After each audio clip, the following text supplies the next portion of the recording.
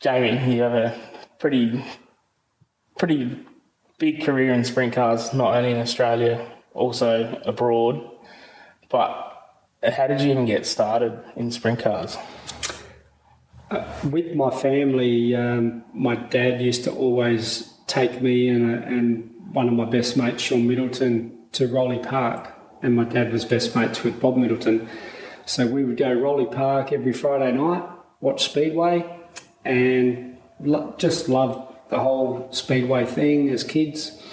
And then one particular moment, I guess, in my dad's lifestyle, he was able to manoeuvre a few things around and buy himself a sprint car. And that was in 1980. So he bought an X when the Trossel team was out here racing. He bought one of those. There was a 3-car team. So he bought one of the Trossel cars and started racing. I think by the time, it was either 80, 81 season, or it might have even been the 81, 82 season that the car was ready, because they had to strip it all down, rebuild it, which Johnny Moyle did all that for Dad. And then Dad raced for a few years by himself, and I was racing motocross at the time. And then when around about 1983, 84, I was watching Dad race, and I would run down the pits. At that time, you weren't allowed to go in the pits because you weren't old enough either.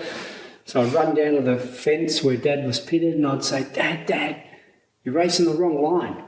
You need to go in a little bit higher and follow the dirt and watch what these guys are doing in front of you, you need to be faster. And then in the end, after a few beers at the end of the night back home, I'd rip into him about, because he used to do that to me with motocross, tell you I was racing the wrong line, need to do this, do that.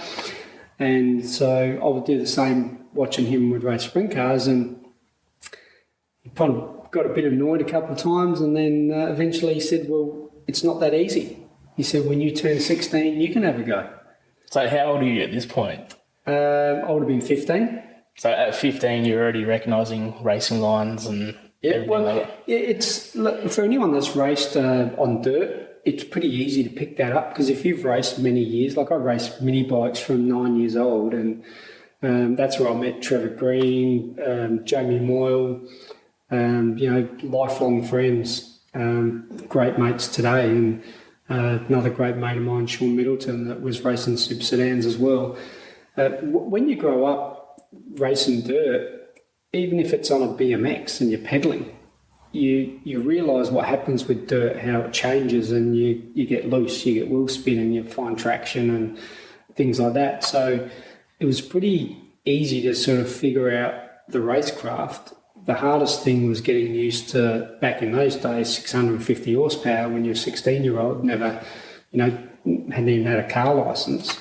So you get my car licence, get my speedway licence same day, go out there during the week and have a drive, and straight away it was like, holy shit, I didn't realise there was that much power.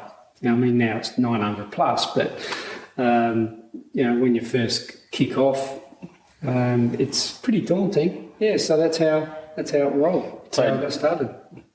No car drive, nothing, no car before, not even a road car before. No, just straight into a sprint car. Yeah. And how'd the first session? Well, when you're 16, you're thinking that you've got it covered. So I rolled out there on a Wednesday during the week and had a drive, and I felt like I was going pretty quick. And Dad said to me, he goes, you're going about the speed that we form up. And I'm going, no way, I'm going heaps faster than that. He goes, no, you're not, wait till you do a heat race on Friday night. So back in that day, they had a lot more sprint cars, so you had an A grade and a B grade. Yeah. So Dad would race the car in his A grade, pull up in the middle, and I'd be waiting there, and we'd just swap seats, and I'd jump back in, and then I'd go do the B grade race. So my first heat race started at the rear, and I remember coming around thinking, yeah, I'm going to pass you guys. You watch this, all cocky and stuff in 16 and all fired up, and green flag took off, and so did all the other cars. It was like, man, there was cars going everywhere. They were doing all this, mud's hitting me, and I'm trying to get a tear off, didn't know where I was going. And it was just an eye-opening thing to happen. And it was like, holy shit, man, I've got a bit to learn if I want to go fast. And you start respecting what guys go through when you're very new at it, especially when you've got a concrete wall one side, you've got, dudes next to you turning in at you and stuff like that. And as you start getting better and you start getting closer to that, you got to try and figure out how to not crash, how to be able to race without riding wheels and things like that. So it's pretty cool. It's a cool sport. So how long did when did you really sort of start coming on? It was probably about towards the end of the season. In that year, and I ended up winning 3 main events, which was pretty cool. And once I started mixing it with them, it was probably about 4, maybe 5 races in. I started really starting to sort of mix it a little bit and pass a few cars. And the speedway formats back then too had handicap races. Yeah. So they'd put the slower guys and have a bit of a gap and spread out, a bit of a crowd entertainment thing. So there was all different types of laps that I was getting. A lot of probably times where I was out by myself in those handicap races, and then eventually Bill Barrows or Chaz Calandra or Bob Aylesbury, Zeke Agars, those guys would blow past you towards the end of that. But at least they were dealing with just one car by itself and they'd pass you. But once they passed you, because I was eager to learn and you had that racecraft from the mini bikes, you actually changed what you did, because you just didn't let them go. You actually, it's almost like my dad used to say, you change up a gear. It's like I found another gear. I went, oh, they're going in higher or wider than what I was, and they're not lifting. So then I started moving up and not lifting.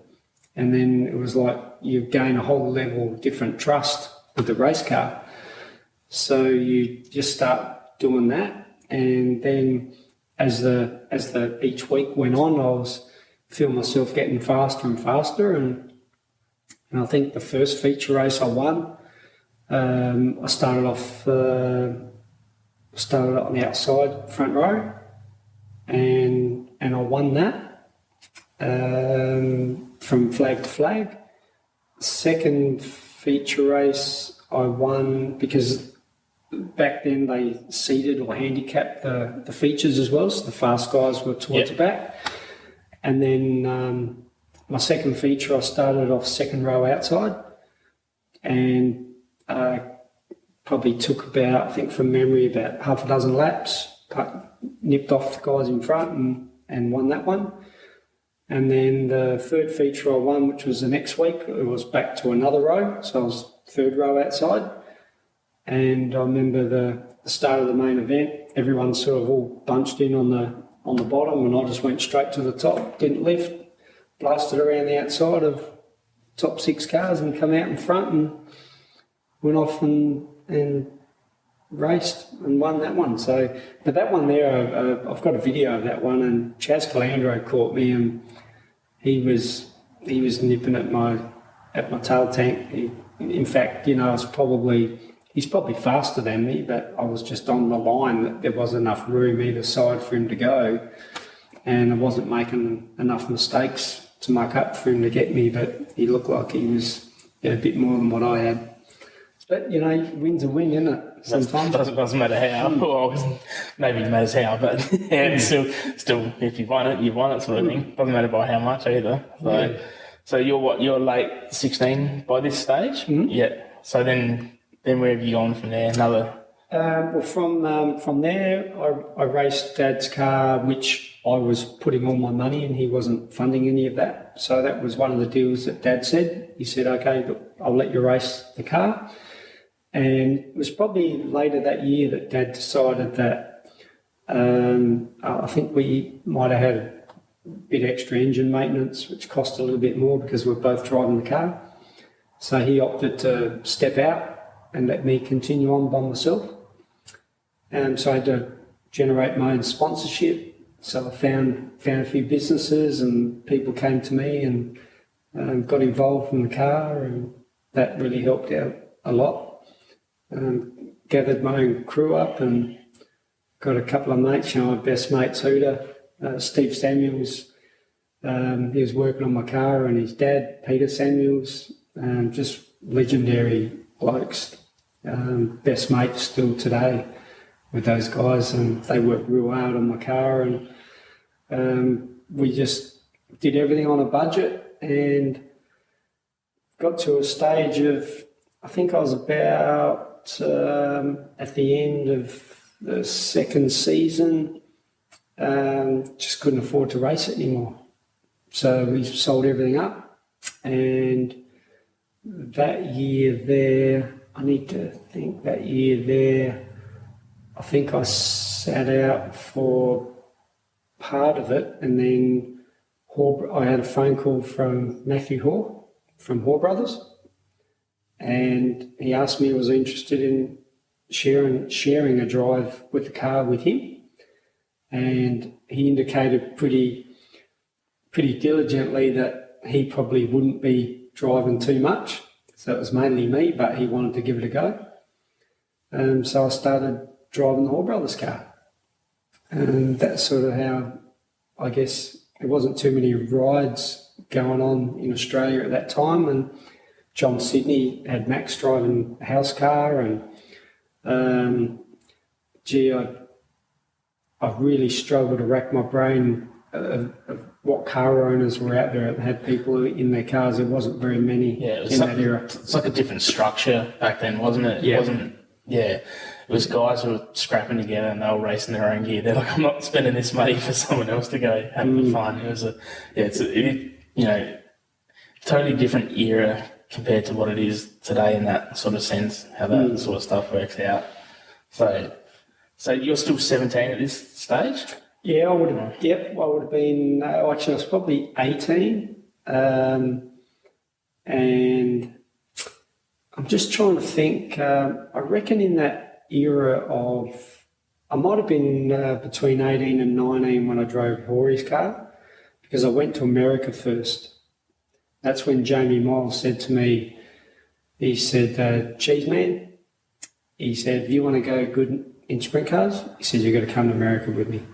You got to come and learn. You've got to learn from the best."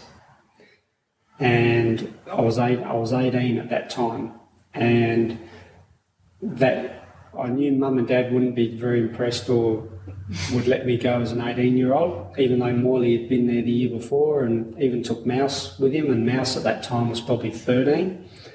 Those two hung out and raced, and I know Kath and Curve were like devastated that Mouse was leaving and his 13-year-old nicking off over to America, but he did really well and learnt so much, and he was a trustworthy young kid and really passionate about the sport. So I remember at that time I went with Morley to get a ticket, and I came home and said to Mum, "I'm going to America." And she goes, "No, you're not." And I went, "Yeah, I am. I'm going there to learn. I'm going there with Morley." And she goes, "Yeah, righto." I said, "No, I've got a ticket." I pulled out a ticket. She goes, "No way." She goes, "How long are you going for?" "I don't know. I haven't got a return date on it." And she was freaking out. It was funny. So anyway, I went there with Morley, and we rolled up to Los Angeles and started working with a guy that Jamie knew, Wayne Bennett. He was building motors with Ron Shaver. And then from there, me and Mouse, Morley was heading off to Knoxville to go do some racing. And me and Mouse said, we're going to, we call her Auntie Donna, but she's a very late, passed away a couple of years ago now. Such a legendary lady. She looked after so many Aussies going to California. and racing. Her house was always open. She was the billet. To us all. Yeah, she put up with a lot of crap from all of us Aussies, partying hard and running amok in her house, but she's a great lady. So yeah, me and Mouse went back there, and that's where I hooked up with Jason McMillan and started helping him on the cars and going to a few tracks, and then there was a guy by the name of Jim. I can't remember his last name, but he started Lightning Chassis. Jimmy Thorpe, I reckon. Lightning Chassis, and he was doing a road trip to take some chassis over to Kepler Motorsports, an outlaw show in Colorado. And at that time they had Doug Wolfgang driving for them. And he said, "Do you want to come for a ride? Have you ever seen an outlaw show?" And these guys were my heroes. So of course I've gone, "Yeah, I'm coming." He goes, "Kate, grab yourself an overnight bag, chuck some clothes in and let's go." All right. So we drove off Colorado, went and saw this outlaw show, delivered a chassis to Kepler Motorsports, and at that time, one of the guys was actually on his way back to California. He'd had enough being out on the road and he wanted to come back to his family, and he was the wheel and tyre guy, and there was a spot open and they asked me, did I want to stay on? So I just lucked into that role, and there I am. First team I'm working with, I'm learning off Doug Wolfgang, and Kelly Pryor was the crew chief, and Les Kepler was a car owner who's quite a famous car owner over there from Marks and Kepler. Had Doty driving their car with the Coors Light team years before that, and it was just such a great team, and they took me in like family, and we've become great friends even today. Jamie Kepler, still friends with her. Not as much as I would like, but certainly we keep in touch via Facebook. And great girl, and good memories over there with that team. And that year there, we Wolfgang ended up moving on, and what happened there? We had Heidenshield drive the car, and then Richard Brown and Gary Stanton had a vacancy in their team, and we had a lot of guys on our team, and Gary Stanton asked, could he steal me for a night to give him a bit of a hand with Brad Doty driving the car. So Kepler's allowed me to go, and then Richard Brown, he was very good friends with Kepler's and Kelly Pryor, and it was a mutual agreement. Loved the team, but I just wanted some more experience. So I switched teams and started working with Gary Stanton and Richard Brown on the 49 car. And a very scary moment when Brad had his crash, but it scared me about sprint car racing there for a little while, seeing the crash happen, and Gary and I being down there on the racetrack and having to cut some of the chassis away to get Brad out of the car, and Brad was not obviously in a good way, and it was very, very, very, very scary moment for me to be part of that, as well as see and know Brad's family that were going through some heartache at the time as well with Brad's injuries. So that was a very daunting moment for me in sprint car racing back in 1988. And that year there, I came back home and then raced the Hall Brothers car. And then in 1989, I went back to America and joined back up with Kelly Pryor, who was crew chief for Jeff Swindell. And that's how I got to know Jeff Swindell through that deal, and crewed for him through the whole World of Outlaw tour in 1989, learning so much from those guys between Wolfgang, Golden Shield and Swindell. Just I guess a money can't buy experience. Yeah, you'd probably have to pay someone like that now to go on a tour like that. That's So you're 19 at this stage? Yep. Yeah. And you're doing a full World of Outlaw tour as like a Thai guy. Yeah. So you're saying all of America, like. Yeah, we went to whatever states they travelled to. There's probably not too many states I hadn't been to. How many shows were they doing back then? Back then it was like 110 or something like that, over 100. Yeah, right. So that's getting towards like nearly a full year, or are they just cramming them all into their summer? It's about a 10 month exercise. So I was overstaying my visa. Yeah. You know, when you went through the customs at the time, they stamped you for 6 months, but if you left and you were 3 months later, they didn't care as long as you were leaving. Yeah. And then next time when you came in, they would say to you at the gate, "Oh, you overstayed your visa last time." Why is that? I said, "Oh, yeah, just got caught up having a lot of fun, having a nice holiday." "Oh, okay. So you plan on still leaving this time?" "Yeah." Which I did. You know, I never had intention to stay there. Yeah. It's pretty. Was that? I'm assuming it was still just as grueling as it is today, being on the road back then. Yeah, I don't imagine it being much different to what we experienced. You know, we all had to work hard. We all had to, you're always changing tyres and you're always building race cars and you're always travelling. You know, there was sometimes we were actually riding in the trailer doing work on the race car while we were travelling, which probably not the right thing to do, but that's what we had to do to, you know, if we wanted to change something or fix something in a hurry, that's what we did. Yeah, because the shows are back to back, or you haven't got, literally don't have the time, sort of thing. Maybe some of that stuff still goes on there these days. Definitely doesn't happen in Australia, but So you've done the full World of Outlaw tour as a crew member, and then come back home again. Yep. Okay, so that was 89. So 1990, I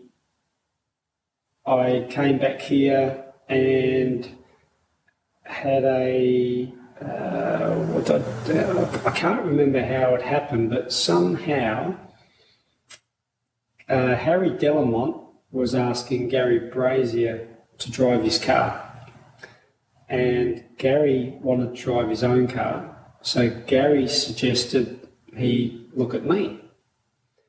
And I'd been friends with the Braziers for a little while. And it was that year that I then moved to Sydney and lived with the Braziers. And Harry brought all his stuff up to the Brazier house in the garage. And Steve wouldn't let me race it unless we stripped it back to the basic bare frame and restart it all again. And another eye-opening experience, you know, that Steve Brazier is one of my legendary heroes, and to be working on race cars till 5 o'clock in the morning, all night, we'd pull all-nighters working on these race cars. I just learnt so much, even little things that I didn't probably even pick up with the Outlaw guys, just fussy things that I guess every little bit makes a difference if you want to go fast. And he, just to give me that time and I guess the coaching that he gave me was just, again, another money can't buy experience. So I was working for the Braziers during the day, working in the drum factory, rolling drums around and lifting drums and picking them up and dropping them off, and we go home and go work on race cars all night, have a sleep in till about 10 or 11 o'clock, get back up, get working away and work all day again till about 6 o'clock at night, 7 o'clock at night, come home and work on race cars till 2, 3, 4, 5 in the morning again. And then that year I raced Harry's car up in Parramatta. Never won anything up there, but had a couple of good races there with Brooke Tatnall, where I ran second. Damn it, beat me a few times. But it was really good experience. And then that year there, I knew after 2 years of working in the Outlaws, I knew it was time to try and get a ride in America. So I went back to America in 1990 and took Gary Brazier with me to give him some coaching and give him some experience over in America. So he came with me and we stayed at Donna's, based ourselves in Sacramento, and then I had to start looking for a ride. So I started going to the racetracks and helmet bag, race suit, going to the track, wandering through the pits and just asking questions as to, you know, who's the car owner of this car, who's that car, who's got drivers in, who doesn't. Because I didn't want to go rock up and talk to some dude's dad who had his kid driving the car and trying to get him kicked out. But you had to be very honest with your own ability. Well, I was anyway.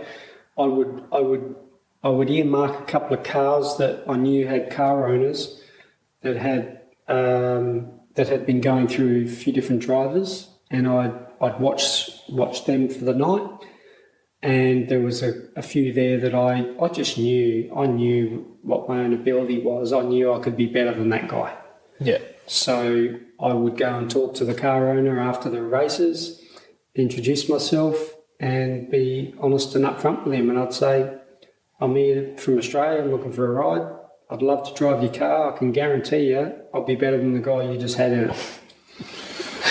And how'd that all go? And I think they thought we're pretty cocky, us Aussies, you know, speaking like that. But I guess I was cocky, but I really felt that I could back it up. Yeah. You know, I just knew, you know, you just know what your own level was like. So first time out in this guy's car, I didn't make the show, but it wasn't my fault. Something happened mechanically, so we didn't make any transfers, so we didn't make the show. But he saw that we had good speed. Next night out, we ran fifth or sixth in a NARC main event, and that was Northern Auto Racing Club. And then we started consistently running sort of 5th to 10th in that window with those guys, with Brent Kadings and Tim Greens and Steve Kents and Ronnie Days, you know, the good Jason McMillans, just really good guys in California, Rick Hurst.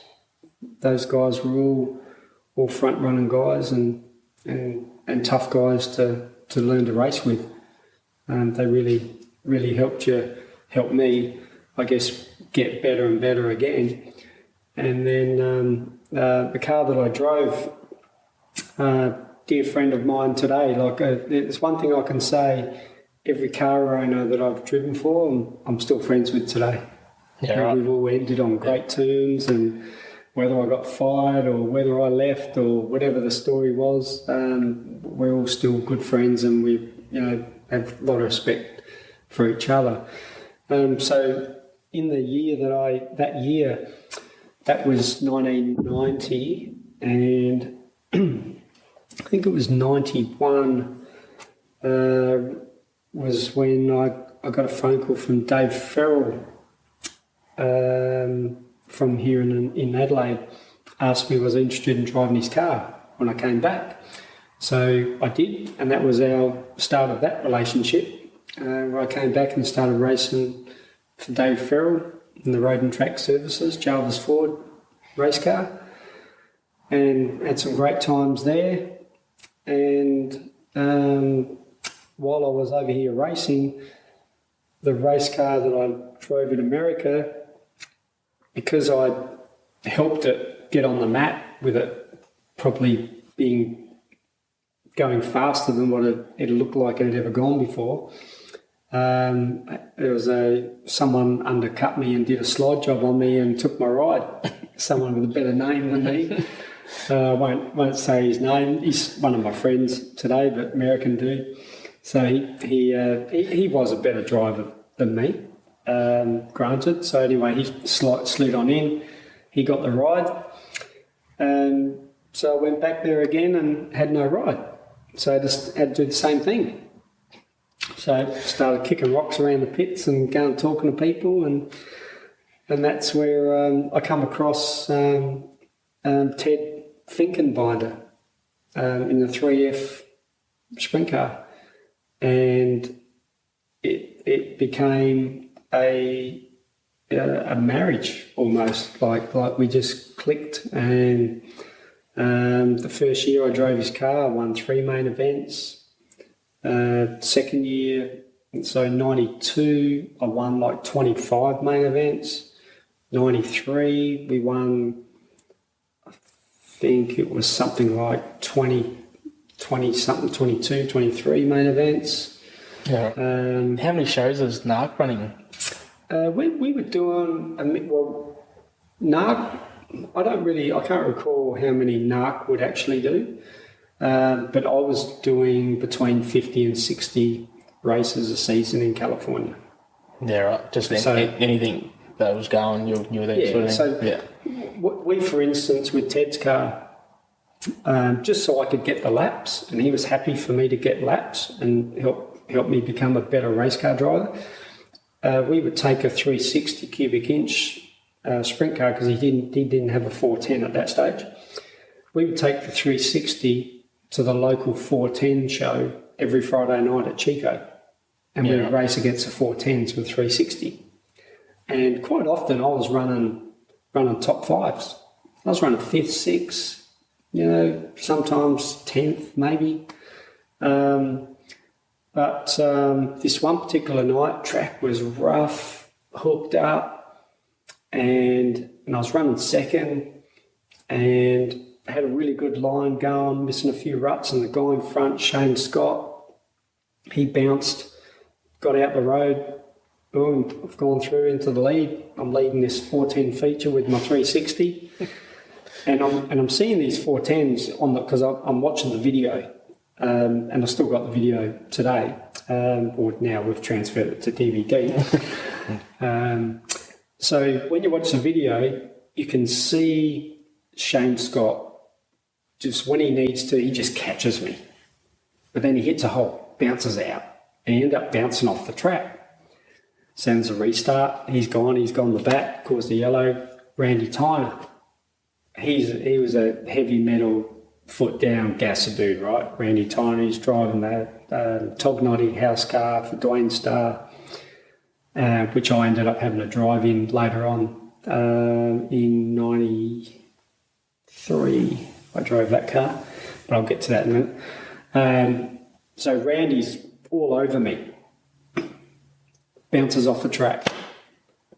So then all of a sudden the dudes who are faster than me bounced off the track, and I just kept on staying where I was and going around the ruts, just making it smooth line, and end up winning the feature. And people coming up and saying, "So when did you get your 410?" So there's no 410s, 360. They're going, "No way, you just painted the alloy block. You just painted it." And we didn't. So it was a genuine 410 show that we won with the 360 motor. Man, I can't think of the last time that would have happened. Those days are well and truly gone now. Well, I ran a local show at Adelaide, driving Ray Bartlett's car. I ran third in a feature race against 410s. Yeah, right. Yeah, I can't imagine. I can't see anything like that happening now. Though, like everyone's sort of starting to talk that they're getting well over 900 horsepower now. So, yeah. What was the horsepower disparity back then? Probably a fair bit, I would say. Were the 410s doing 900 horsepower back then, though? No, we were more around 800. Yeah. Yeah, around the eights, cracking low eights. Yeah. 360s were probably 100 off. Yeah. I'd say. It's still a massive amount. You can feel 100 off. Yeah, for sure. Yeah. So where'd you end up from that point? So that was so we're at 92. 92 came back, drove Dave's car. So we were winning. I think we won a few local features with Dave's car, and we won the Coca-Cola Nationals at Avalon in Dave's car. And that was I had to pass Max Dumsey to win that one. So anytime you're passing Max to win a feature back then, you'll take it. Doing something all right. So we did that, and then I went back, raced Ted's car 93, and came back, and then I just kind of felt like I was travelling a lot, and but I felt like I was spinning my wheels in life. Like I felt like I really wasn't going to end up with anything. Like I seen a few older dudes in America at the time and didn't really have, when I say have much, they weren't living well, they're living week to week sort of thing, and I thought, I don't want to be one of those guys that lives week to week, and I was kind of doing that over in America, living off your prize money. And so I decided to quit. I just pulled the pin. I pulled the pin with Dave Farrell back here and pulled the pin in America, and I just stopped racing. That was sort of at the end of 93. And then, so I went for a couple of years, and then in 96 I got a phone call from Ted Finkenbinder again, and he said to me, he goes, "What are you doing?" I said, "Not much." And he said, "Do you want to come back and drive my race car?" And I'd been thinking about it, and I went, "Yeah, why not? Let's go." I said, "You send me a ticket and I'll come over." So he did. So we rolled up, and we just started winning races. And 96 was a very successful year for the 3F team. And I think we won like 28 main events that year. And that included winning, was that 410? No, my first 410 feature with NARC was in 92. So we raced a mixture of 410 and 360 stuff. Raced some outlaw shows that came through to California as well. There was a time in 93, I'm going to backtrack here, in 93, I drove the Tognoddy house car for Dwayne Starr at a couple of outlaw shows because we didn't have 410 at that time. And I drove for Kelly Kane, Casey Kane's dad. Yep.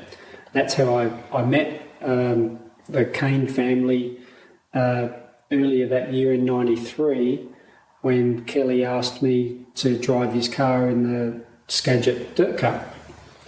In 92, I won the 360. They called it the 360 Special, but it was basically the 360 Skagit Dirt Cup for 360s. So I won that in 92, which was probably my biggest race to win because there was over 100 cars that entered this race, cars from Canada and around different states that went there to race. And the guy that had won the 410 Skagit Dirt Cup only a few weeks earlier, Bobby Burrow, he was racing a 360 in our show as well. And he'd set fast time, he was setting a benchmark that he was the guy to beat. And him and I traded spots a couple of times and through the feature race and I ended up winning it. So it was a really cool race, run up against the fence, banging the guardrail. Pretty much that's how close we were. And pulling a couple of slide jobs on each other and getting close, but it was a really, really good race to win, that one. You officially retired, or you just Yeah. you officially Yeah, I'm retired. And are you happy at that point? Totally. A lot of drivers don't officially retire per se. They just don't have drives or something like that. But Yeah, no, look, I haven't looked for anything, haven't tried for anything. I don't desire it. I'm busy enough I'm enjoying my weekends. I'm building a business. I've got Oneida.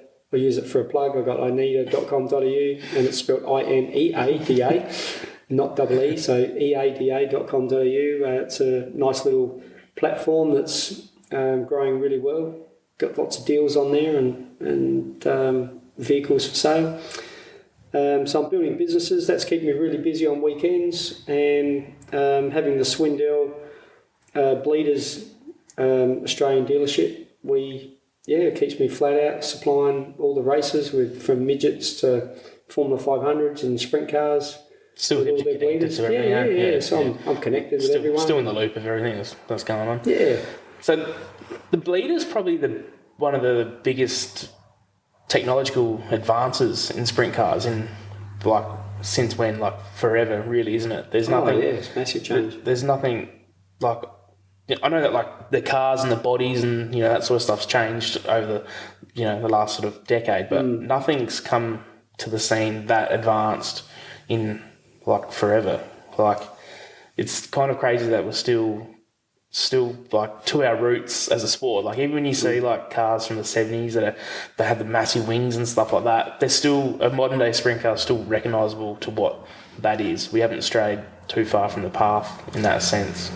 No, as far as they've advanced with horsepower, they've advanced with shocks, they've advanced with probably even torsion bars probably work differently. A couple of different positions of torsion bar tubes and chassis bar heights and engine motor plate angles and measurements. They're probably a few things.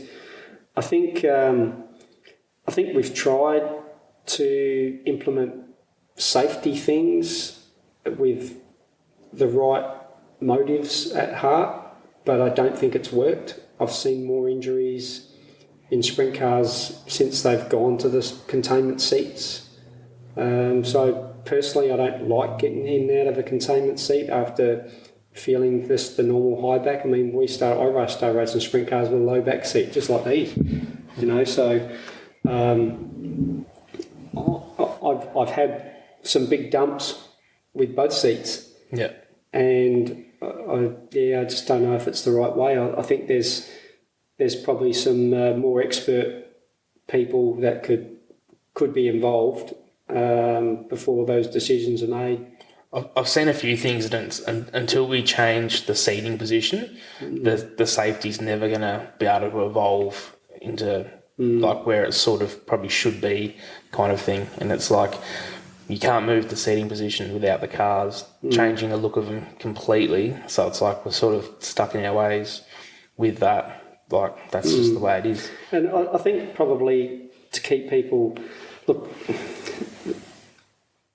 I think there needs to be... there's scientists that do tests of how the spine sits and things like that when you move around, and when you're so locked in and your body can't move, the only thing that can give is vertebrae, make them packed.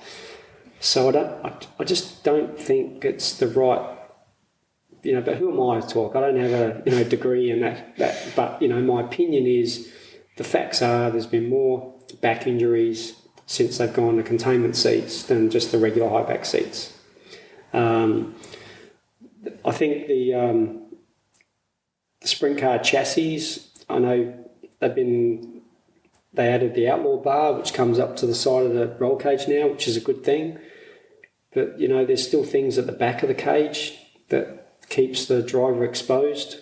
Maybe there needs to be just a few more bars around for a bit more safety. Otherwise, the last thing we want to do is lose drivers from accidents. So I think it's very, very important that whether it's controlling bodies get involved or seek the professional advice from people that have got experience in body positioning and placements and engineering advice on, like the guy that come up with the outlaw bar, he's just a regular sprint car owner. Yeah. He suggested it, and everyone said, yeah, that's a great idea. Yeah. And everyone's got it. Yeah. It's not law here, but it should be. I think it's mandated as of next season. Yeah, you'll have to have it. I think for wingless as well. I'm pretty sure. Don't quote me on that, but yeah. But, once a wing's gone, or even the wingless, there's so much still exposed at the top of the chassis.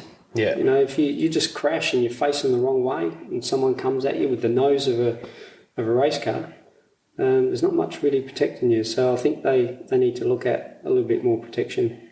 Yeah, before we start looking at seat changes and.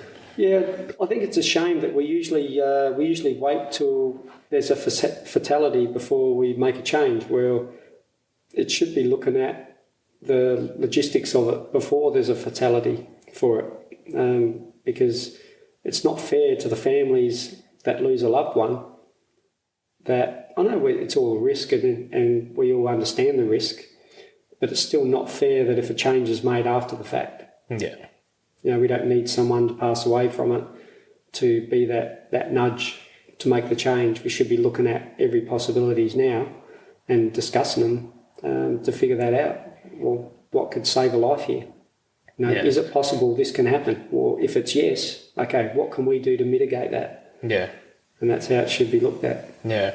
I just can't ever see the sport doing anything as drastic as changing the seating position or anything like that. Like, it's just, maybe in time, but definitely not in any point, sort of in the near future. You're going to see some sort of totally different sprint car with the seating, where they're sitting like more Formula One style or anything like that. You just, I don't know. Personally, I just can't see anything like that happening. No, that's right. But I think sprint cars are, they're set up the way they are, and that's the design of a sprint car.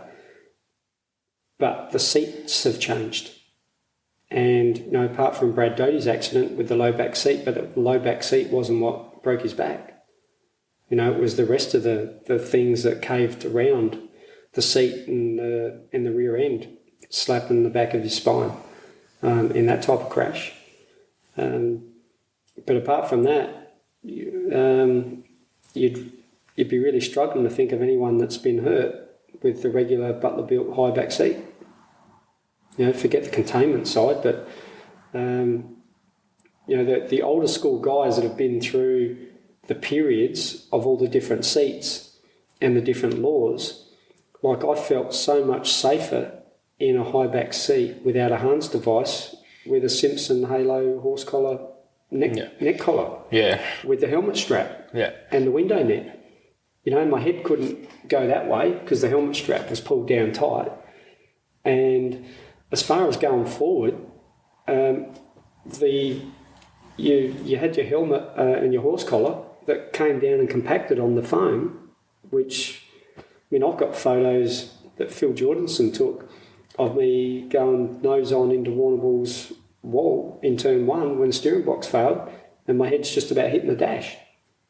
When I came back into sprint car racing in 2005 and had to wear the harness device, I felt unsafe. And you shouldn't feel that way. A driver shouldn't be strapped into a race car and feeling unsafe. The way those, in a Formula One where you're laid back and they come over, it's a whole different body shape. Yeah. Like what you said, sprint cars where you're sitting upright and you've got a harness device and you've got a belt coming over, it's too easy for that belt to get pressured or fall off the shoulder and someone moves around. Yeah. So I don't think there's been enough investigative things or looking into that sort of stuff enough to protect the drivers. Yeah, it's such a weird thing. Someone's got to spend the money to start with. That's what it really comes down to. Someone's got to see being honest, they probably see a space in the market for some sort of new device or something like that to spend the money to sort of work all this stuff out. But until then, we'll just probably going the way we are. So, but like Jeff Swindell, he's I've seen some chassis designs that he's come up with. Actually, I don't know if I'm supposed to say that, but he's been working with a specific chassis builder with some safety options, and he's all for safety. He was one of the first guys that had the shoulder side bits in his seat. He had a regular high back seat for Butler built, and he designed the shoulder thing, so that gave him a bit more. That was in 1989 that he had that, and he's always thinking of how to better something in sprint cars. Like we did with the bleeders. That's just an amazing thing. Most people have got his bleeders. If they don't, then they soon will have, because the other ones don't last as good. So, do you see any other major advances coming in sprint cars in the near future? Yeah, there's a couple of things that I've had that Jeff's had the conversation with me on. So Jeff's always got stuff in the pipeline. So we'll have to wait and see. No. Yeah. Do you see any big body changes or anything like that sort of coming, or? I haven't, no. Doesn't mean that it's not in progress. I mean, people are starting to change the shapes of the body panels now. And I even with the left arm side guards. But yeah, I mean, it's okay to have these things, but you got to think about if you need to get out in a hurry. Yeah. How quick can you get out? Yeah. And that's what I didn't like about the full containment seat, was that big thing on this side is just enough to stop you from getting out nice and easy. Yeah, it's a weird thing. I've always thought about too, some way of the seat being able to be unbolted quickly so you can pull the driver out in their seat, but there's just no way of doing it. They just start cutting bars out and everything like that. It's just, yeah. The only other thing I have seen a lot of lately too is drivers are starting to get moulded to their seat. They're going to the resin injection, they're sitting in the seat and getting the resin injection done in the bag and all that sort of stuff. So that's, at least they're starting to sort of do that, and they're not just taking the padding that comes with the seat. That's, they're actually getting a bit more, we're sort of advancing on that front. Yeah. But yeah. No, it's an interesting thing that sprint cars still been around a long time. But you look at other you look at IndyCar from where it started to they are now, and there's not really much comparison. But it's just fine tuning the parts, isn't it? Yeah, but sprint cars still big wing, big right rear. They're still loud and angry, and to me it's the greatest form of motorsport. I cannot understand how people go and watch circuit racing. It just I don't get it. I don't know why, but and then I'll watch pavement sprint cars, but I won't watch anything on a pavement circuit. It just doesn't. And then trying to get people interested in it is so hard. They find it bizarre that you'll go and watch something that's dusty and dirty and mud's flinging around. But I don't know. Maybe we're a special breed of people. I don't know. Well, I think America's starting to do it probably a lot better than what we are. I think that for Speedway and sprint cars to get a lot more popular. I mean, you look at the 7+ coverage of the Australian title. Yeah, they had record viewings. Yeah, over and above. I think it was second to the Super Bowl in America. Numbers of viewings, because there was worldwide people tuning into that to watch that event, and I suppose with the streaming now, it does keep some people away, but promoters need to be aware that it's an entertainment spectacle. Yeah. And if you've got nothing going on and it's quiet, like the stories I heard from Warrnambool, the racing was great when it was racing, but there was a lot of boring stuff in between. Yeah. And I've heard lots of stories of people not wanting to go back because of that. And you can't do that to people. You've got to be a promoter that look at Peter Murphy, what he does. Yeah. Peter Murphy does a fantastic job promoting whatever speedway he's involved with. And he's learned so much from Brian Healy and just being involved in the sport as long as he has. He knows what the crowd likes, and now that he's a spectator now to some degree, but you've got to bring entertainment to the crowd. Yeah. And the crowd will keep coming back. So I was watching the Peter Murphy Classic the other week, and for some reason they were grading the track, and he was on the roof throwing out T-shirts. And the crowd's going absolutely nuts. He's throwing out T-shirts, and then the next minute he's down the front and he's got lolly bags for all the kids and stuff. Like, there was not a minute that something wasn't going on. There's always something happening, and, maybe a bit of distraction going on that you're not sort of looking at the grader. Yeah. But, yeah, we seem to sort of be here like, not the graders out there, like we've parked up for, an hour or maybe more, but they seem to keep everything sort of rolling over there. And, yeah, the guy wins the dash, comes to the crowd, like comes to that like pre-fence, like, he's right there with the kids, like the kids can see him. Like, for us, like, how many kids even know what the drivers look like? Thanks very much, Jamie. It's been a pleasure. Done. Hope we'll definitely do some more. There's definitely a few more topics we can cover, and probably unintentionally ruffle a few feathers as well. But yeah, thanks very much. No worries, it's been good. Thank you.